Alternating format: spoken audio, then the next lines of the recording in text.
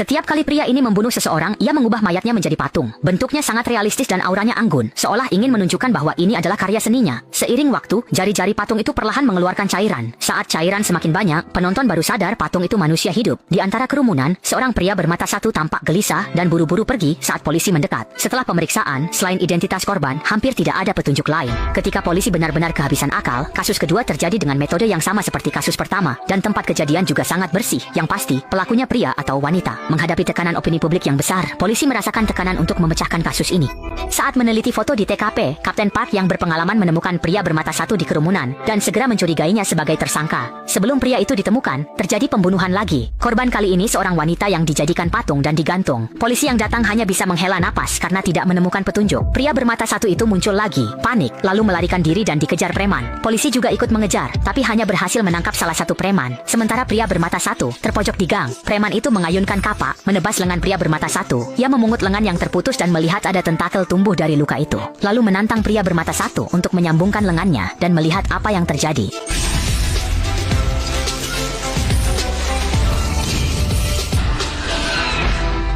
Melihat lengannya utuh kembali, preman itu tetap terkejut meski sudah menduga. Saat hendak membawa pria bermata satu pergi, tiba-tiba ia disetrum wanita dari belakang hingga pingsan. Di tempat aman, Xiao Shui mengungkapkan identitasnya. Sejak kecil, tubuhnya memang tidak bisa mati. Ia pernah jatuh dari pohon sangat tinggi dan langsung hidup kembali.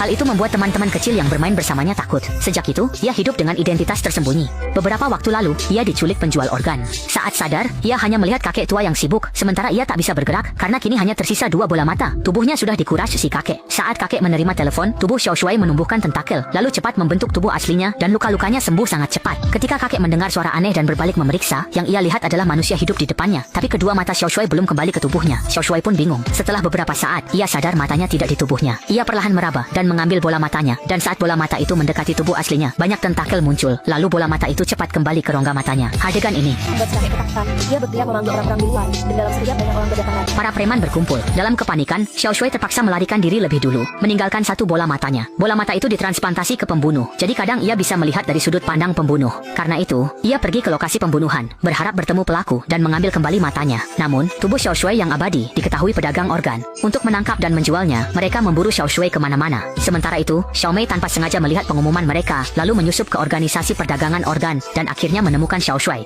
Karena dia terhubung dengan sistem itu, dia menyelidiki tubuh yang tidak bisa mati ini mungkin akibat eksperimen saat kecil. Dia meminta Xiao Shui bersama menyelidiki kebenarannya. Sekarang, Xiao Shui dan pembunuh berbagi penglihatan. Jadi ia tidak bisa membiarkan orang mati di depannya. Ia harus menghentikan pembunuh itu. Setiap kali pria itu membunuh, korban jadi patung, mayat setengah tertutup selimut, tampak artistik. Saat wanita ini melihat berita, ia teringat di rumah pacarnya banyak sketsa kasus patung. Awalnya ia kira pacarnya hanya meniru, tapi bentuk patung di kasus terbaru sudah ada di sketsa pacarnya sebelum kejadian. Ia mulai curiga pacarnya pelaku, lalu meminta bantuan rekan kerja untuk mengundang pacarnya ke atap. Ia menanyai pacarnya, kenapa sudah menggambar patung itu sebelum kasus terjadi, dan akhirnya rahasianya terbongkar. Seketika, ia berniat membunuh. Saat itu, ponsel rekan kerja yang bersembunyi berbunyi. Saat rekan kerjanya hendak menjelaskan, wanita itu langsung berteriak, pacarnya pembunuh patung. Mendengar itu, pria itu tidak panik, langsung membalikkan badan dan membuat pacarnya pingsan. Rekan kerjanya mencoba menghentikan, tapi kalah kuat dan dilumpuhkan. Pria itu mendorong rekannya ke tepi pagar pengaman, hampir menjatuhkannya dari gedung. Tiba-tiba, ponsel wanita itu berbunyi, membuat mata kanan pria itu nyeri. Pada saat yang sama, Xiao Shui juga merasakan sakit dan kembali melihat dari sudut pandang si pembunuh. Xiao Shui berlari ke bawah gedung, namun di detik berikutnya, melihat nyawa melayang di depan matanya, hati Xiao Shui dipenuhi kesedihan. Saat itu, ponsel wanita itu berdering lagi, dan si pembunuh baru sadar suara dering ponsel membuat matanya perih. Tapi itu tidak menghentikannya menyerang wanita itu. Menyaksikan kematian tragis wanita itu lagi, Xiao Shui benar-benar tak tahan. Ia mengikuti pandangan si pembunuh ke kamar mandi, tapi lawannya mengunci pintu dari dalam, sehingga pintu tidak bisa didorong, dan Xiao Shui tak bisa melihat wajah si pembunuh. Tak ada pilihan, ia memanjat dari bilik sebelah, berusaha menangkap pelaku. Terlihat si pembunuh dengan tenang mengeluarkan pulpen baja. Dengan gerakan cepat, pulpen itu langsung menusuk tangan Xiao Shui.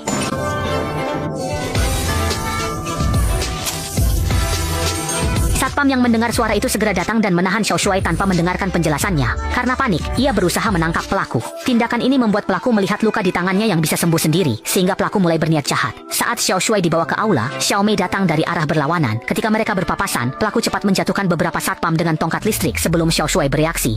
Xiao Mei cepat mengayun dua pisau membantu Xiao Shui memotong tali. Karena Xiao Shui kembali ke TKP, polisi yakin dia pembunuh. Sementara itu, pelaku sadar ia telah mencangkok mata Xiao Shui, sehingga mereka berbagi penglihatan. Inilah sebab Xiao Shui bisa menemukannya. Di detik berikutnya, mata Xiao Shui tiba-tiba perih dan ia kembali melihat dari sudut pandang pelaku. Kali ini, ia melihat gambar dirinya sendiri dengan tulisan, "Sekarang giliranku mencarimu, tunggu dan lihat." Di halaman lain ada gambar 3 gadis kecil. Saat sudut pandang bergeser, di layar komputer muncul foto 3 gadis kecil itu. Cara pelaku mengumumkan korban berikutnya. Jelas, dia ingin memancing Xiao Shui muncul. Malam itu, mata Xiao Shui kembali perih dan yang tak ia sangka, sudut pandangnya justru di belakang dirinya sendiri. Ia segera berbalik dan melihat ke arah tak jauh darinya. Benar saja, ada mobil berhenti di sana. Orang di dalam mobil menutup mata kanannya dengan sikap menantang. Xiao Shui yang marah langsung mengejar mobil itu. Tanpa sadar ini jebakan lawannya. Beberapa polisi muncul dan menangkapnya.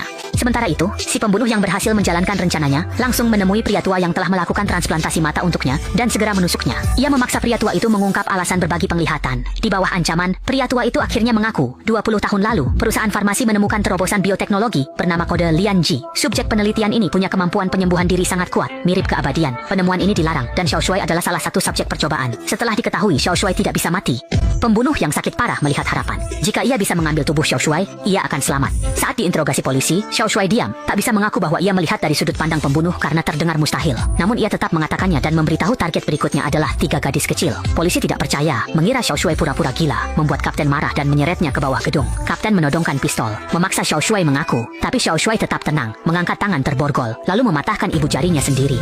Borgol itu mudah dilepaskan, lalu dengan satu gerakan kuat, terdengar suara krek, ibu jarinya langsung kembali seperti semula. Adegan ini membuat polisi terpana. Xiao Shui tidak hanya punya kemampuan penyembuhan diri, tapi juga bisa melihat dari sudut pandang orang lain, yaitu pelaku pembunuhan berantai. Karena itu, setiap kali ada kasus, Xiao Shui selalu ke TKP, berusaha menangkap si pembunuh. Karena itu juga, ia jadi tersangka utama polisi. Meski Xiao Shui sudah menunjukkan rahasianya, ia tetap tidak bisa membersihkan namanya, karena semuanya terdengar terlalu tidak masuk akal, dan kapten polisi tidak bisa menerimanya. Demi mencegah si pembunuh membunuh lagi, Xiao Shui terpaksa melarikan diri. Ia langsung melompat dari atap gedung. Berhenti, tapi sudah terlambat. Orang itu sudah tergeletak di tanah. Namun, detik berikutnya, cairan mulai menyusut dan banyak tentakel tumbuh dari kepalanya.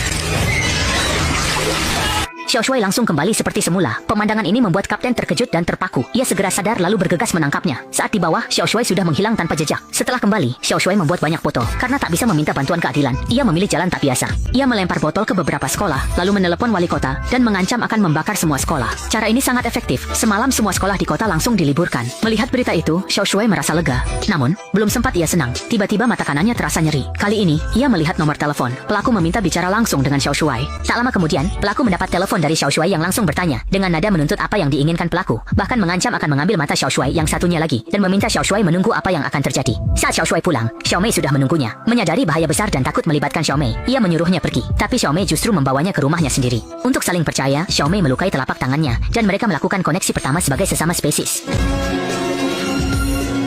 Pada saat yang sama, pembunuh menyamar jadi Xiao Shui, melukai sepasang suami istri, lalu membawa pergi sang suami. Sementara Xiao Shui terbangun karena matanya sakit. Ia melihat pembunuh merobek gambar 3 gadis, memperlihatkan pria penuh luka. Di depan Xiao Shui, pembunuh menyiksa pria itu, lalu menulis alamat, meminta Xiao Shui datang menyelamatkan korban. Xiao Mei ingin ikut, tapi sebelum selesai bicara, mereka sadar para penjual organ sudah datang. Mereka pun berpisah. Xiao Mei menghadapi penjual organ, Xiao Shui pergi menyelamatkan korban. Saat itu juga, Xiao Shui menerima video. Ternyata, penjual organ sudah lebih dulu menculik kakek yang menampungnya. Xiao Shui pun harus kembali lebih dulu untuk menyelamatkan kakeknya. Awalnya, Xiao Mei hanya ingin melarikan diri dari kejaran mereka, tapi jumlah lawan terlalu banyak sehingga ia tertangkap. Namun, ini memang rencananya. Ia ingin menemukan pemimpin mereka dan mencari peluang menyingkirkannya, agar dirinya dan Xiao Shui tidak terus diburu. Tanpa banyak bicara, lawan langsung menusukkan pisau, mengira Xiao Mei yang wajahnya rusak akan memohon ampun. Namun, luka yang sembuh sendiri justru membongkar identitasnya, membuat para penjual organ senang, karena merasa mendapat pohon uang lagi. Karena identitasnya terbongkar, Xiao Mei segera mencari kesempatan melarikan diri. Dendam ini pasti akan ia balas. Belum sempat bersedih, ia diserang dari belakang oleh 2 anak buah.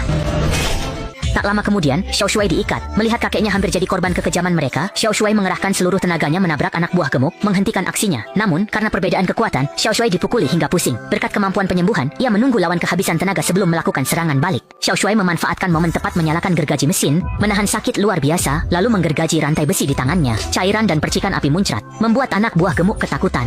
Luka di pergelangan tangan Xiao Shui pulih sangat cepat. Anak buah gemuk terlalu takut untuk melawan, sehingga Xiao Shui menaklukkannya. Kakek sangat ketakutan, terus berteriak Xiao Shui adalah monster yang melukai hati Xiao Shui. Dalam kesedihan, Xiao Shui hendak membereskan tempat, tapi kakek memanggilnya. Biar aku yang urus, kamu pergi saja. Jangan sampai terluka, jangan sampai tertangkap, cepat pergi. Hal ini membuat hati Xiao Shui sangat terharu. Xiao Shui keluar menemui Xiao Mei. Ia tidak mengerti mengapa dirinya yang tidak pernah berbuat jahat, selalu saja ada orang ingin menyakitinya. Xiao Mei berkata jika dunia tak menerima mereka, lebih baik mereka membalikkan dan menguasai dunia. Ini ambisi sejati Xiao Mei. Ia yakin dunia harus dikuasai manusia Lianjie yang berevolusi lebih unggul.